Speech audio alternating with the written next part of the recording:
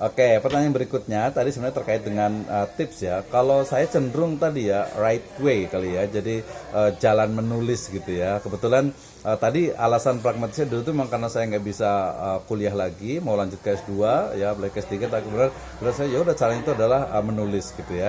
Tapi kemudian ketika menulis saya menemukan bahwa oh it's my passion gitu ya. Sehingga kemudian saya harus menulis. Makanya saya menulis juga tentang spiritual writing. Kemudian saya juga dengan teman-teman menulis juga motivat tulis. Nanti kayaknya kita kasih deh motivat tulis itu gratis tapi ebook ya. Kalau mau buku aslinya boleh datang ke Bogor, saya kasih gratis. Kita atau kirim ongkir juga boleh deh ini. Gitu ya. Atau yang Bogor, Jabodetabek, deket Tegal juga tadi deket juga nih Pak Zaid itu ya. Oke, jadi kalau saya pertama itu adalah mungkin lebih kepada alasan spiritual ya.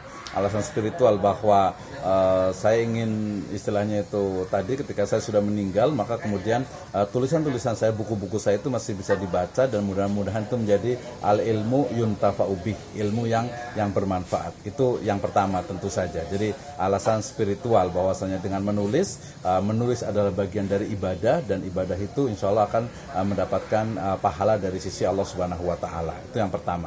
Yang kedua bahwasanya pahala kemudian juga amal ibadah ini juga tidak lepas dari dimensi humanisme kemanusiaan. So, saya ingin memberikan manfaat yang banyak bagi manusia, terutama dari buku-buku saya yang bisa dibaca oleh orang lain.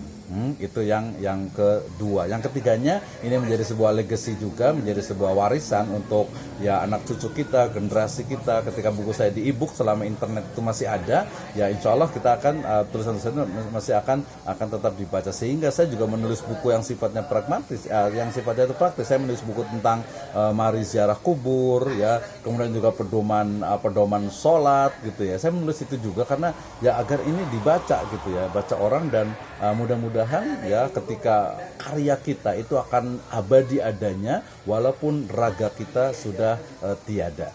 Nah, minimal itulah 3 alasan itu kenapa saya menulis. Manajemennya tentu saja kita atur ya bagaimana cara menuliskannya. Misalnya tadi sesuatu, oh ini saya senang nih menulis ini, termasuk juga kadang kita tuh kadang juga suka dipaksa Mbak Yos ini.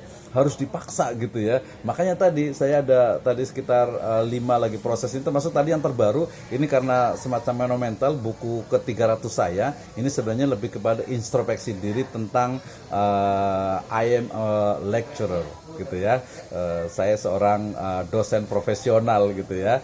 Gitu itu buku ke-300 saya itu gitu ya. Jadi untuk semacam introspeksi untuk ke depan dan juga ke belakang juga ke depan tentang oh ternyata menulis itu memang sangat luar biasa. Makanya ketika diajak Pustaka Bintang ya ini one heart lah gitu ya.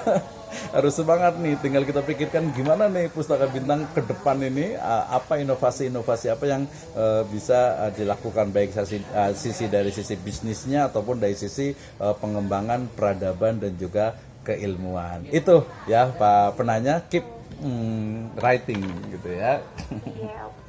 Semoga